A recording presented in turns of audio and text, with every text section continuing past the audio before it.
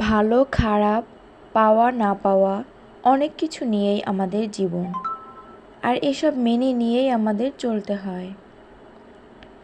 যার কাছ থেকে যত কম আশা করব, ততই জীবনে বেশি ভালো থাকতে পারবো। কারোর কাছ থেকে এক্সপেকটেশনটা রাখা যাবে না। কে কী দিল, কে কী দিল না, কে করলো, আমি এটা করলাম না, এগুলো কখনোই ভাবা যাবে না।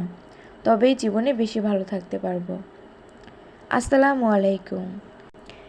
সবাই কেমন আছেন? বাংলাদেশি ব্লগার মাম মিতু চ্যানেলে আপনাদের সবাইকে ওয়েলকাম জানাচ্ছি। আশা করছি আমার পুরো ব্লগ ভিডিওটা আপনারা দেখবেন। আর যদি ভিডিওটা ভালো লেগে যায় তাহলে প্লিজ ভিডিওটিতে একটা লাইক দিবেন, সুন্দর একটা কমেন্ট রেখে যাবেন, যাতে করে আমি বুঝতে পারি আপনারা কি আমার ভিডিওটা দেখেছেন।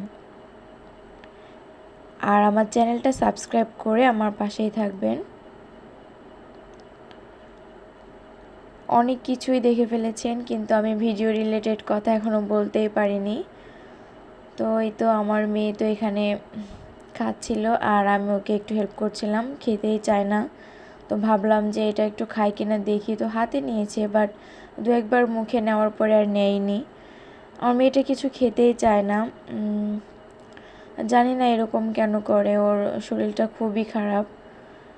আর আমার ভয়েসটাও বেশি ভালো হচ্ছে না, মানে আমার ভয়েসটাও খুব বসা, আর আমার মেয়েটাও খুব অসুস্থ, জ্বর এসেছে, সঙ্গে ঠান্ডা এবং কাশি, খুব ভয়ানক একটা অবস্থা।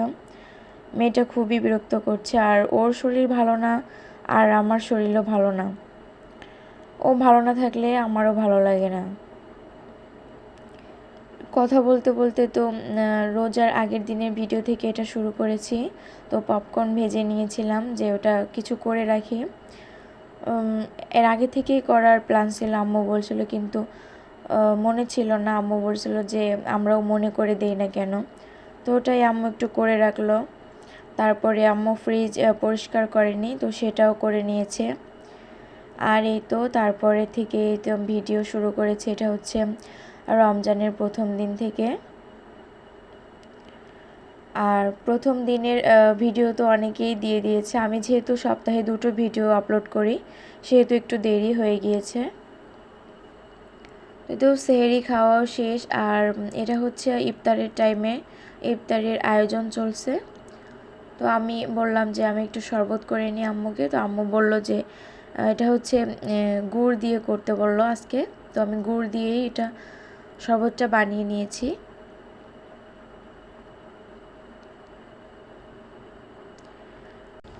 এই তো ইফতারের জন্য ডালের বড়া ভাজা হচ্ছে, আর হচ্ছে বেগুনি হয়েছে, আলুর চপ হয়েছে, ছোলা ভুনা করেছে, মানে যেটা যেটা আর কি ভাজা পোড়া যা লাগে সেটা সবই হয়েছে। তো প্ল্যান ছিল আরও অনেক কিছু করার, কিন্তু আসলে করা হয়ে ওঠেনি। আর প্রথম রমজান হিসেবে একটু এদিক ওদিক হয়ে গিয়েছে। আর আল্লাহ তাআলা আমাদের রুজিতে বা আমাদের বরকতে যেটা লিখেছেন সেটাই হবে। যতটুকু লিখে রেখেছেন বা যতটুকু আমাদের পাওয়ার কথা ততটুকুই পাবো। এর থেকে বেশি আমরা চাইলেও পাবো না, বেশি টানাটানি করলেও পাবো না। তো আলহামদুলিল্লাহ, আল্লাহ যতটুকু রুজিতে রেখেছে তা সেটাই ইফতারিতে ছিল। আলহামদুলিল্লাহ সব কিছুর জন্য।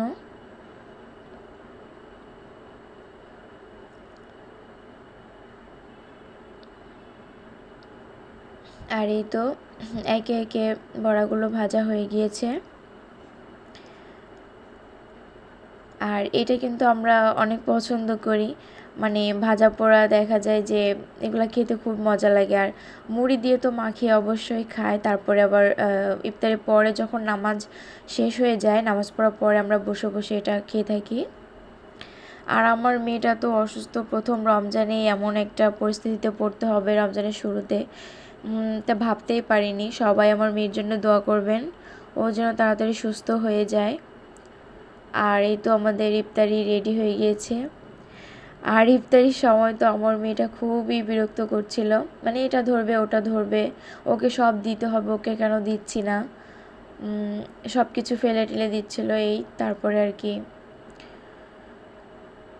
আর আমরা ইফতারিটা নিচে বসে মেঝেতে খেতেই বেশ পছন্দ করি, সবাই মিলে একসঙ্গে বসে।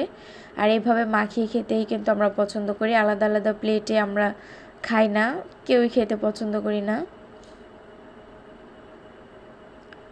তো এটাই ছিল আমাদের প্রথম রমজান। তারপরের দিন এই তো আমার মেয়েকে নিয়ে ডাক্তারের কাছে গিয়েছিলাম।